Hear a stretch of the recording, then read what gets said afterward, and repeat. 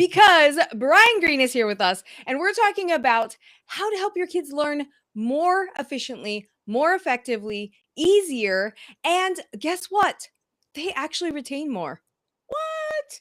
Craziness. I'm telling you, it's crazy, but it's awesome at the same time.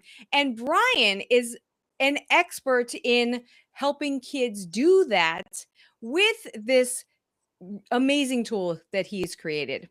And it's not only just something that just makes sense. I mean, it just makes sense. If our kids use more of their brain, they're going to learn more. I mean, come on. It makes perfect sense. So let's help our kids use more of their brain. I think we're going to get into a lot of details today. And Bryan and I are on the same page in a lot of ways. And so we're going to get into a lot of details, and it's going to blow your mind a little bit. I'm just telling you right now, because I like to geek out on the brain stuff. And sometimes that gets us, a little bit extra detail. So if you're a geek like me and Bryan that love the brain stuff, you're going to love today. And if you're not, you're going to be a brain geek because it's super cool. And he has all the research, he has all the experience behind it. He's tested how this works, and it's proven to improve how our kids learn. I mean, that stuff is amazing. I'm excited that we don't have to do the testing ourselves. All we have to do is just use it, and it's honestly super easy. And it's fun too, which I think is interesting. I was looking at through the website and stuff and looking at all the games and stuff, and I'm like, oh wait, I can't play these games right now. I can't get lost in it. I have other things to do, because that's what I want to do, is to help my brain too, because it's not just for kids. We are talking for kids, but I mean, it's for everybody. We need better brain health, and that is something that Bryan talks about as well. So Bryan, welcome from the Infinite Mind. I love that name. It is so true. Our minds are so powerful, and I can't wait for you to talk about this today.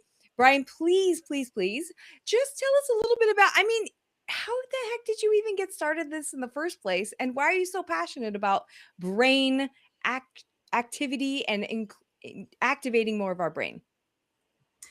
To be brief, our company was founded actually in Japan over 30 years ago by a double PhD in education. His name is Akihiro Kawamura. Dr. Kawamura had 10 kids, which for any country is crazy, but for Japan is literally 5 times the average, right? Yeah. And so he was well into education and teaching, but was worried about his own kids' growth. And he said, I need to figure out how to get my kids learning more effectively. This was around the time that fMRIs started coming out and brain study was really starting to take off. And so he got into that really deeply and figured out, if I can sequence certain exercises in a certain progression, I can activate the brain. And what it will do is make the brain more effective at learning. So reading is the gateway to learning, but learning happens when you absorb the information you hear, read, see, whatever, and turn that into knowledge. And so he had a lot of success in Japan. Our founder here in the United States found this after he had had a successful exit from a different company and fell in love with it. And then I came along about 15 years ago. I got a job originally processing orders and doing customer service for the company, but I fell in love with it. And the reason that I'm passionate about it is when I was a kid, education learning was horrible for me. I hated it. I was in public schools. And I had a lot of experience with bullying and things like that. But on top of that, I wasn't learning well. I didn't grasp reading. I didn't grasp mathematics. And it started to inform who I thought I was, even at that very young age, like 2nd, 3rd, 4th, and 5th grade. I really, those are formative years, and I was not having the experience I should have been. And so all the way up until I was in 6th grade, finally, I had a teacher tell me, you're not dumb, Bryan. You just aren't inspired. You don't get it. And that's why you're not attaching to this information. That's why you're not succeeding. So she helped me learn how to read. It was the first time I'd ever heard it in my life. I had literally had teachers tell me I was too slow, not capable, couldn't do it. And I had kids make fun of me because in class, I kind of made a fool of myself. And so I hated learning. But when this teacher got a hold of me and said, no, you just need to learn how. I learned how to read, and I didn't have a tool like Infinite Mind like I work for now. And so I learned to read, but I was slow at it, and I remained slow my entire, like, all the way up until I was an adult. But I grasped the power of reading, which taught me that I can learn anything, and if I can learn it, I can do it. And if I can do it, then there's no holds on me. I can do whatever I want to do. I can go wherever I want to go. I went on to get a college degree, a master's degree, and now I work in a company that focuses on teaching people how to activate their brains, because I know the power of it. And I don't want someone to struggle the way I had to in finding that spark in education. If we learn this, no matter if we're young or old, doesn't matter your age, but once you learn this about yourself, that you can learn anything, and if you can learn it, you can do it. It unlocks your future. It unlocks everything about you. It makes you into a different person. So my passion comes from a very real place. And I happened into this company. I stumbled on the job, but I fell in love with the mission because it really identified with who I was, and who I was growing up, particularly. Oh my gosh, you guys, seriously? Did you just hear what he said right now? So, Brian, your story is a literal testament to the power of love of learning and knowing what happens. This Absolutely. is exactly what I teach you all the time. This is my mantra. This is exactly his story. What you just heard is what happens in our homeschools, in our public schools, anywhere learning happens. That identity can drop. That, I know this is a little bit off topic, but it's definitely on topic for what we're talking about in terms of our identity and our love of learning and how we can help our kids have that good confidence about their ability to learn. That's so important, and increasing that love of learning and having kids be confident that they know they can learn whenever they need to learn something is everything. That's Yeah. everything. Oh my It gosh, changes I love everything. this so much. Absolutely. And Brian, when we're homeschooling, we see our kids struggle sometimes. I know I've done it so many times. My son struggled with writing, he struggled with spelling, and he, even though he was an amazing reader, he struggled with spelling. And Yeah. there were certain points in math where he was just like, long division wasn't really cutting the mustard when we were going through it. So Absolutely. Yeah. our but I know that he can learn. I know Yes. he's an amazing learner. And so sometimes our moms are like, "What?" I know I was like that. What the heck? I don't understand why he can't get grasp this because I know he's an amazing learner. So when we see that in our kids, what do we know is happening in their brains? Okay. Uh, there's a lot, and we can look at it a couple of different levels. But let's start with kind of where I started before, which is reading. Right. Yeah. Reading is the gateway to learning. I mean, it is literally the foundation of all learning. When we learn to read, um, we learn by sounding one letter out, then two, then three, in these small little sequences. And that trains our brain to do a couple of things. First of all, focus very narrowly, and to only ever read when we can hear ourselves speaking. So you'll hear yourself. A lot of people do this. Everybody does this. If you're reading, you'll sound it out as you read, right? And Yeah. even if you're not making a sound with your voice, you'll hear yourself in your head. And actually, fascinatingly enough, our vocal cords will still move when we read, even if we're reading silently to ourselves, because we've conditioned this. It's called subvocalization. The problem with subvocalization is that it's inefficient at scale. So it's a great way to learn the fundamentals, phonics, sounds of letters, letter combinations, syllables, those kinds of things. But once we get past that point, we never really train it after that.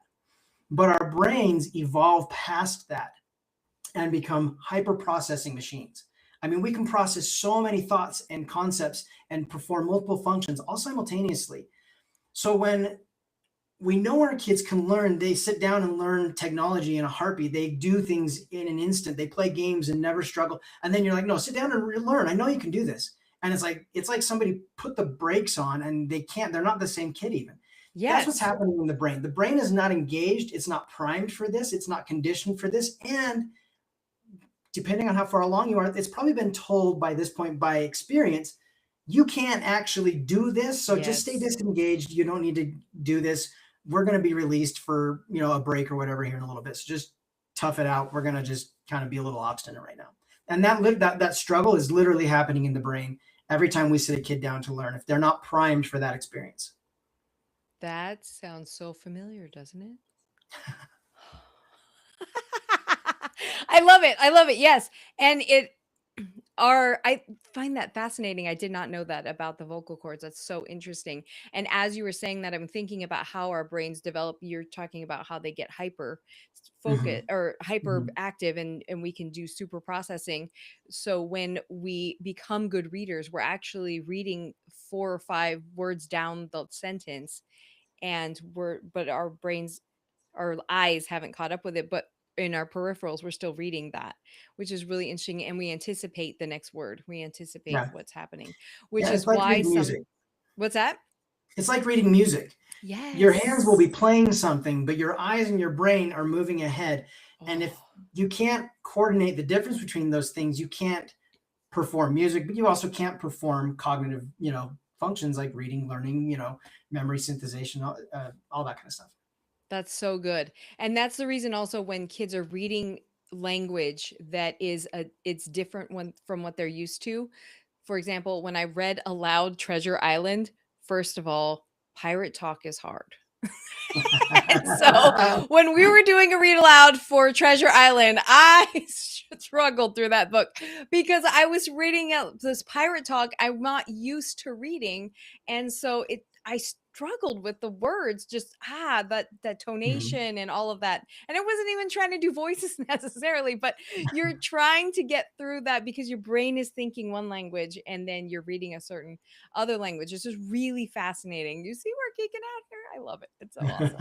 It's happening So already. yeah, exactly. It's happening already.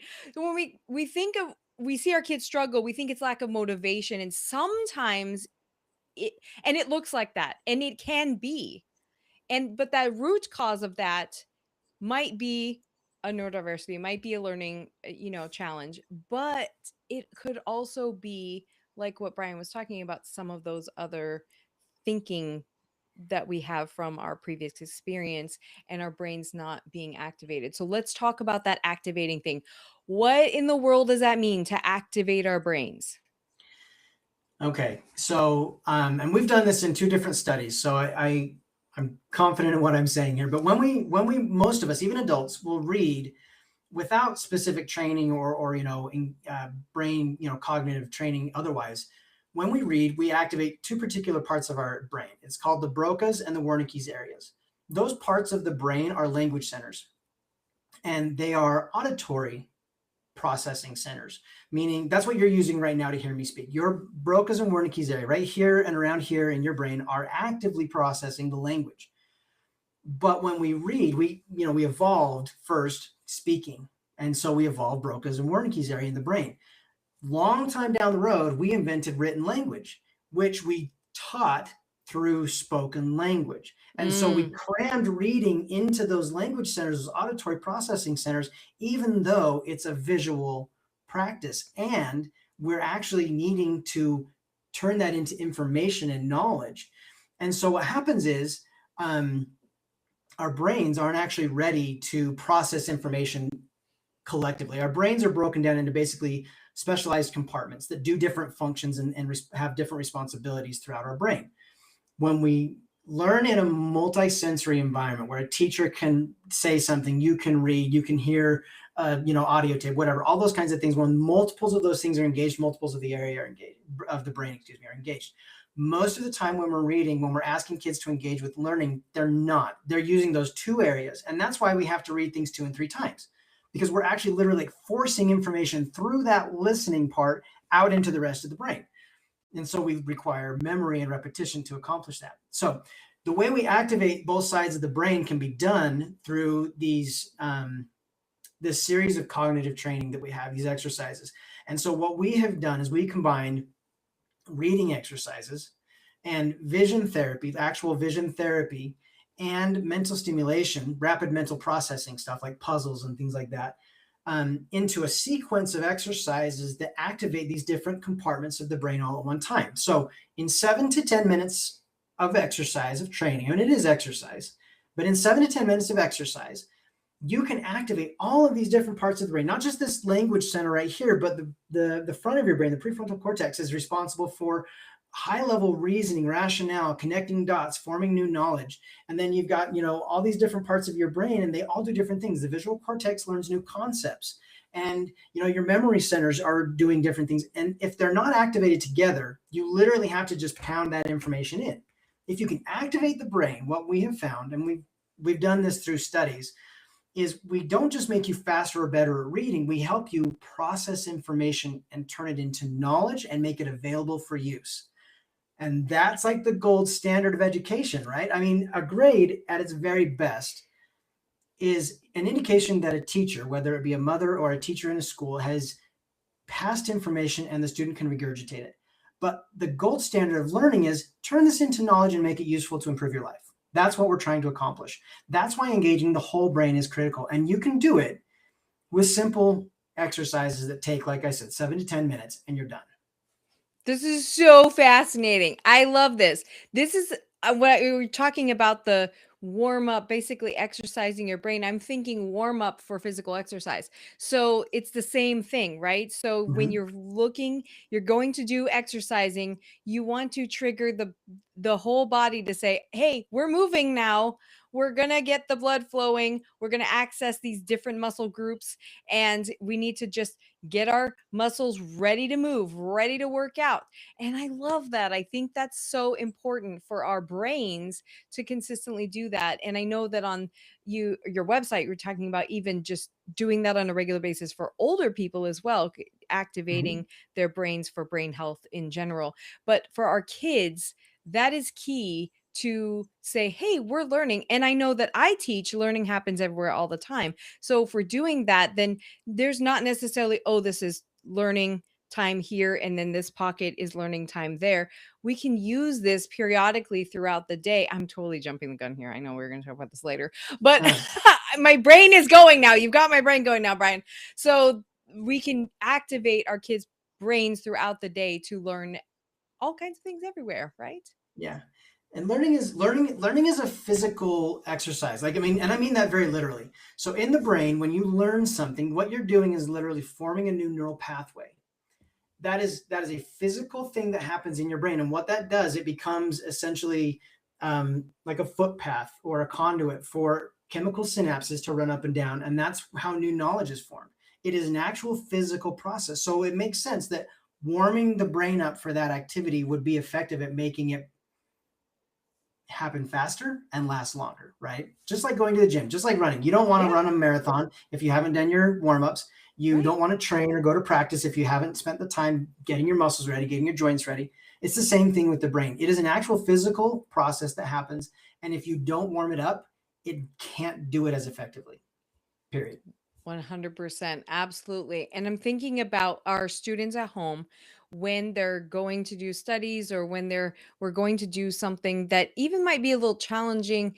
And what are the signs that we look for? If I know you guys have done this in schools. Mhm. So I know you've done this with long periods of testing kids and then through this process of just doing 7 to 10 minutes, and then they actually performed a lot better, and so I'm gonna let you explain that. But at home, this is something where I look at our kids and I'm like, "Okay, how do we know if they're ready to learn or not?" Mm. Yes. Okay. I think, okay. So in my experience, there's two things that you'll see. And I've done this in elementary schools. I've done this in juvenile detention centers. I've done this with online classes, and I've done it in person. Um, when kids aren't engaged in learning, you'll see one of two responses is my experience. And I'm not a teacher. I'm not a day-to-day teacher, but this is what I've seen. You've got the nervous energy that can often look like acting out, misbehavior, or anxiety. That can be, especially in a public school setting, but even in a homeschool setting, like, I'm not ready for this. I'm nervous. Don't call on me. Don't make me do something because I'm not going to be able to succeed at it. So there's this avoidance, right? They're keeping you at arm's length to try and protect themselves. Literally, this is like an automatic kind of instinctive thing, like danger, danger, danger. I'm not ready. I'm not ready. Okay. So you have that nervous energy, or you have the flip side, and you'll try and engage with them, and you get these kind of vacant stares and these not connected responses, or even these distant, like, uh, like they'll kind of act like they can hear you, but they don't respond to your questions. Both of those are the brain dissociating from the learning experience, saying, we're not here for this right now. And both of them are caused, in my opinion, by this experience of, I'm not engaged. I'm not doing this, so you can't make me. And they do it in these different ways. So a kid that looks Absolutely. ready to learn has gotten their wiggles out, and there are actual things you can, like literal movements you can do to prime the brain, kind of like the exercises that we do at Infinite Mind, like our technology and use your brain, but like you can actually physically move your body to activate the brain, do these exercises with Infinite Mind, and you'll see that a kid that's ready to learn is going to sit down and they're going to look you in the eyes. That eye contact right there tells you I'm engaged with what we're doing right now. That's the signal. And it doesn't mean that they're going to get everything all at one time. It doesn't mean that they're not going to lose that focus, but that's your window. Once you have their attention, so whatever it takes, get it done, exercise, wiggle, whatever. Then you get that eye contact, then you get into learning. That's when it happens. You are so true. And my experience in the classroom taught me the same thing. So when kids are giving you a I don't know, or there's just, looking around, like total avoidance happening, or you get the outward expression of that with the frustration, the complaining, the like, oh, what are we Mm-hmm. doing? And the just complete close the book. I'm getting up. My son, that's what it was when he first started. He'd just get up and walk away. That was yeah, I'm done. That was what we're doing. So, and that's what caused us to be, I kept pushing, and then we ended up in tears every single day within the first 2 weeks. So it Yeah. can be something that we perpetuate if we're just trying to force it instead of activating those brain, and also creating the love of learning focus, right? So we're focusing on love Yes. of learning. So I was just thinking about the app, because it is an app. And I know Mm-hmm. we talked about this before when we first met, is we were talking you were saying something about screen time in schools, and even in homeschool, screen time can be a thing. So Yes. you were talking about that, and they were like, yeah, I have an app too. You're like, so tell me about the screen time aspect of in like regular classroom or even homeschool, or just learning on some sort of a screen. And then we have outside learning, because I know your kids go to school and then they come home and do homework on the computer, and then they have all the screen time versus what we're doing in Infinite Mind. Yes. Perfect. Okay, this is really good. So there's been, we don't have time for the whole thing, but I'll give you the very brief version of it. We recognized the movement of industry, and specifically technology, and said, if we're going to have our kids ready to move into a world that's that technologically advanced, they need to know computers, technology, devices. And we push, at least in the public sector, we did for sure. Yep. These one-to-one classrooms and things like that, where kids literally spend most of their day literally on a device. There's pros and cons. Everyone can argue, but the simple fact is the study is showing they're not as cognitively capable as we were when we were their age. They are literally performing more poorly than we did. And what we were trying to do was give them a better world. And what we did was put them in a situation where it was harder to succeed. Okay. So that's the facts of technology. Now, the problem with that is that the cat's out of the bag. We've opened Pandora's box. We're not putting technology back. So now it's a question of, okay, how do we make sure that we use technology in appropriate levels and in ways that actually benefit us and our children? Okay. That's the purpose of Infinite Mind. Our goal is to use technology to get the brain active so that it functions beyond the technology. Okay. There will never, in my opinion, and this is a very heartfelt opinion, in my opinion, nothing will ever replace the value of a good book. Even if it's fiction, nothing will ever replace the value of a good book. I don't care how many computer programs we put them on. I don't care what technology we put in front of them. If they don't love opening a book and reading, they won't love learning anywhere. I just don't think they will. Nope. And so our goal is to help make learning and reading, that foundational element, accessible to them in the shortest window possible, in the most efficient way and effective way possible, so that then they can step away from that training and apply it to their whole entire life, to everything that they encounter. that they can learn and read and grow and adapt and improvise. And all of those things are critical skills that we don't do if our brains aren't engaged. And the problem is with most technology, even classroom technology, what it's doing is giving them dopamine hits Yep. without triggering learning. Yeah. And then we're like, okay, walk away from that and be smart. And we're like, no, Yeah. Try to that's read a not how book. that goes, right? Yeah. So anyways, sorry, long, I ended up the long way around. No, But it's good. I think that that's a critical distinction, that we're not getting rid of technology. We have to adapt to it. That part we got right, but we went too far in one direction, and we have to rein that back and say, why? What do we want technology to be doing for us, and how do we use it to the best possible outcome?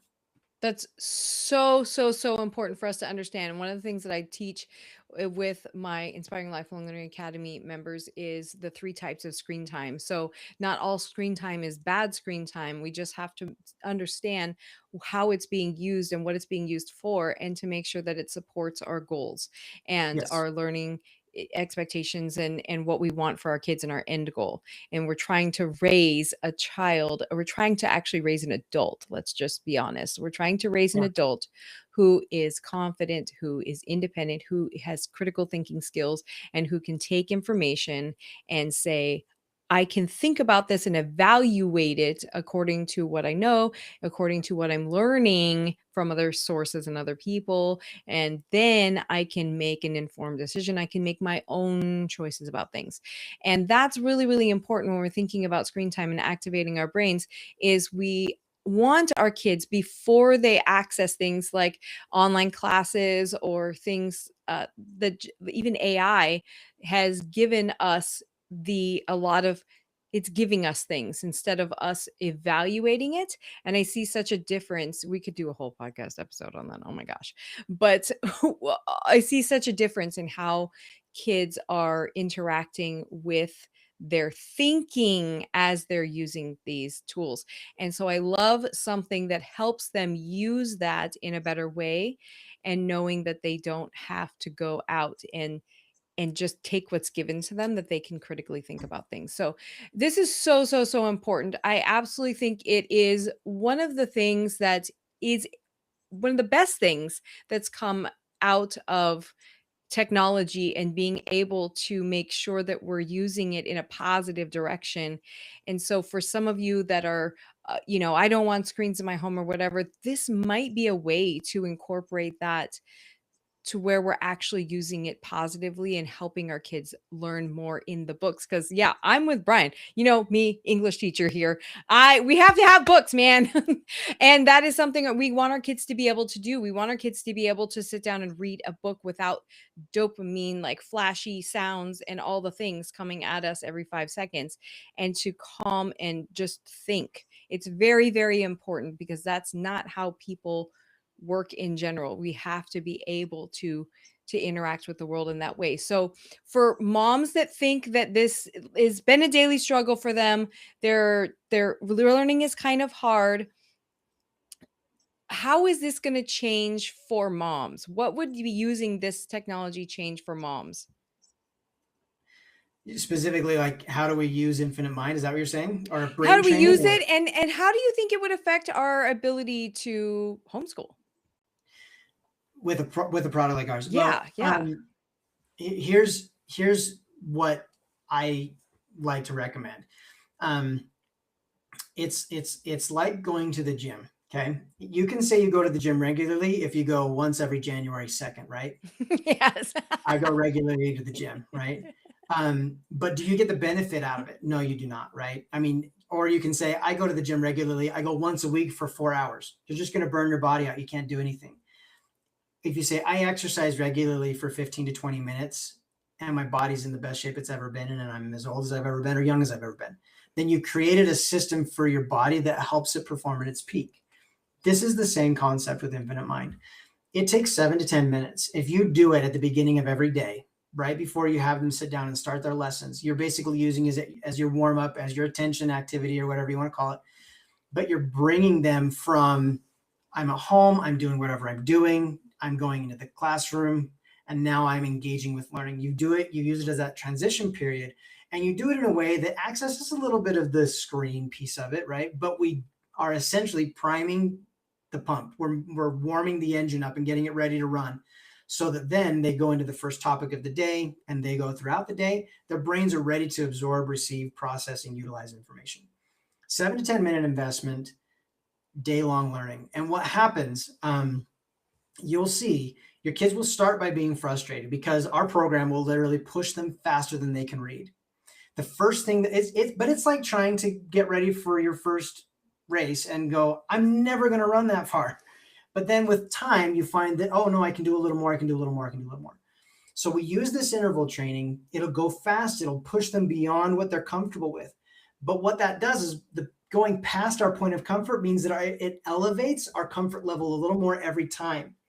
And so with time, within even a couple of weeks or given a month of regular use, let's say, you'll suddenly find that even if your kids aren't reading faster, they're absorbing information more effectively. But they should begin reading faster. They should begin comprehending better. And that begins that confidence cycle that we talked about earlier. That begins that acceptance and that love, that spark of learning where it's accessible. Whereas before, maybe it feels like it isn't, especially if you're one of those homeschool moms. And like, this is the journey I went through. I left public school. I went into a private school because my parents couldn't do a homeschool at the time. It wasn't as popular. We didn't have as many resources. But that acknowledgement of my kid's in a struggle, I've got to make a change. Now you put them in homeschooling. It's like, what do I do? I got mad at the system and I brought them here, and now I've got to be responsible for this. Prime them for learning.